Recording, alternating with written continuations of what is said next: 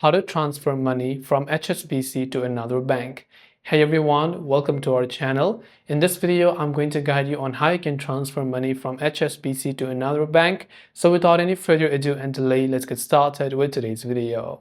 If you want to transfer money from HSBC to another bank account, it is quite very simple for us to do so. What we have to do for this is go to your browser or hsbc.com or .co.uk.